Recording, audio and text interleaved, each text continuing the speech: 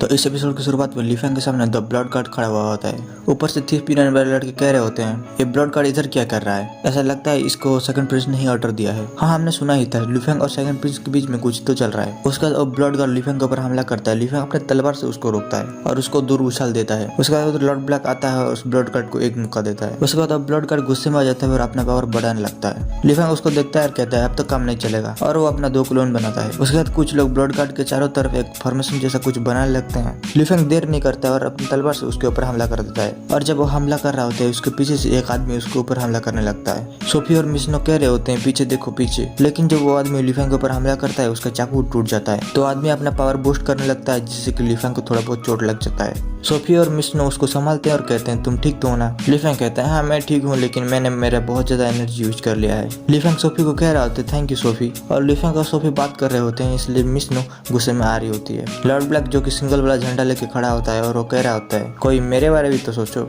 लीफेंग ऊपर देखता है और कहता है वो लोग जो ऊपर से हमको देख रहे हैं वो लोग अभी कौन है। तो ऊपर के सारे लोग दुम दुमा के भागने लगते हैं। उसके बाद लीफेंग को भूख लगने लगता है तो मिशनो और सोफी उसको पिज्जा देते हैं और कहते हैं मेरा वाला पिज्जा खा लो, मेरा वाला पिज्जा खा लो। उसके बाद हम लोग जाओजिन को देखते हैं जो कि खाना खा रहा होता है। वो खाना खाता है और कहता है बहुत दिन हो गए लेकिन लीफेंग मेरे को देखने क्यों नहीं आ रहा। और वो कहता है तो चलो वो अगर मुझको दिखने नहीं आ रहा है तो मैं उसको देखने चलता हूँ। अगले सीन में हम लोग देखते हैं सेकंड प्रिंस को जो कि माफी मांग रहा होता है और उसको कोई कह रहा होता है तुमको ब्लड पाथ ऑर्डर देने के लिए किसने कहा, क्या तुमने कुछ इन्वेस्टिगेशन किया था ब्लड पाथ ऑर्डर देने से पहले। सेकंड प्रिंस कहता है नहीं मैंने नहीं किया था। उसके बाद सेकंड प्रिंस को एक पढ़ता है और उसको कहा जाता है तुमको एक सेंटर को हराने के लिए ब्लड पाथ ऑर्डर नहीं देना चाहिए था।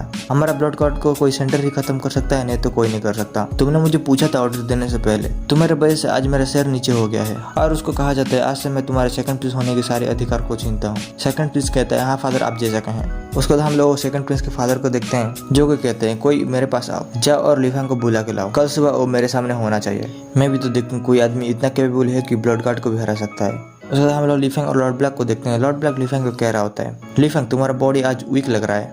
लीफेंग उल्टा करने लगता है और कहता है मुझे जबरदस्ती बहुत ही ज्यादा खाना खिलाया गया है इसलिए मैं ठीक से चल भी नहीं सकता। तो लॉर्ड ब्लैक लीफेंग को कहने लगता है तो तुम इतने बुद्धू हो। और लॉर्ड ब्लैक उसको चिढ़ाने लगता है और लीफेंग उसके पीछे पीछे दौड़ने लगता है। उसके बाद और लोग देखते हैं उधर थर्ड प्रिंस आता है और कहता है कैसे हो मेरे आइडल, मैं वापिस आ गया हूँ।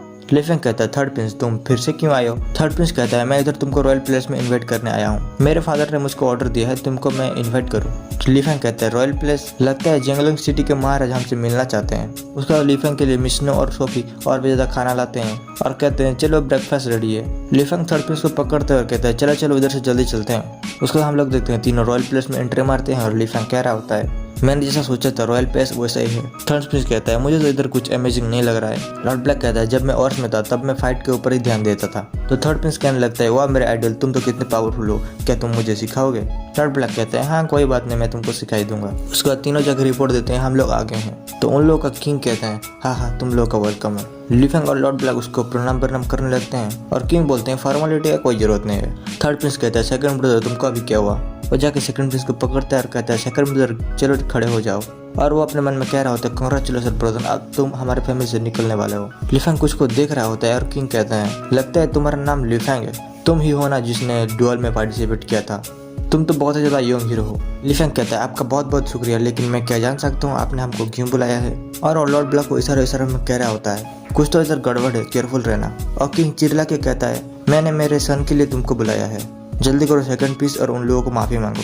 लीफेंग कहता है महाराज मैं मेरे गुस्ताखी के लिए माफी चाहूंगा, लेकिन आप आपके दोस्त से क्यों नहीं पूछते जो कि पीछे छुपा हुआ है। बस इतना बोलते ही लीफेंग के सामने एक ब्लास्ट होता है और 2 प्रिंस और किंग अपने ऊपर शील्ड बना लेते हैं। और उसके बाद लीफेंग और लॉर्ड ब्लैक देखते हैं उसके सामने एक बूढ़ा आदमी होता है जो कि उधर का रियल किंग हो सकता है। तो इतना ही था इस एपिसोड के लिए, टाटा बाय बाय।